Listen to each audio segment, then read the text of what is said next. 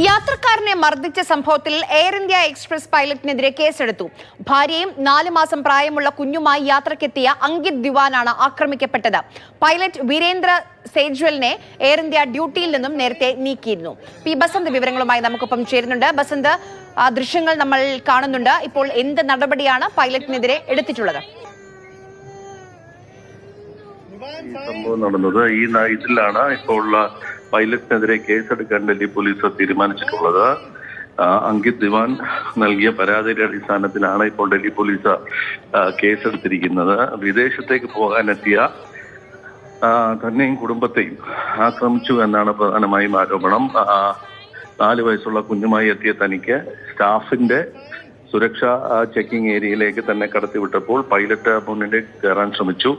ഇത് ചോദ്യം ചെയ്യുന്നതിനെ തുടർന്നുള്ളതാണ് കയ്യാങ്കളിയിലെത്തുകയും തുടർന്ന് പോലീസ് പരാതിയിലേക്ക് പിന്നീടെത്തിയത്. 3 ദിവസത്തെ ഇടവേളയ്ക്ക് ശേഷമാണ് ഇപ്പോൾ പൈലറ്റിനെതിരെ നടപടിയെടുത്തിരിക്കുന്നത്. എയർ ഇന്ത്യ എക്സ്പ്രസ് അന്ന് തന്നെ ഈ പൈലറ്റിനെ ഡ്യൂട്ടിയിൽ നിന്നും മാറ്റി നിർത്തുകയും ചെയ്തിട്ടുണ്ട്. DGCA അന്വേഷണത്തിന് ഉത്തരവിട്ടിട്ടുണ്ടായിരുന്നു. ശരി.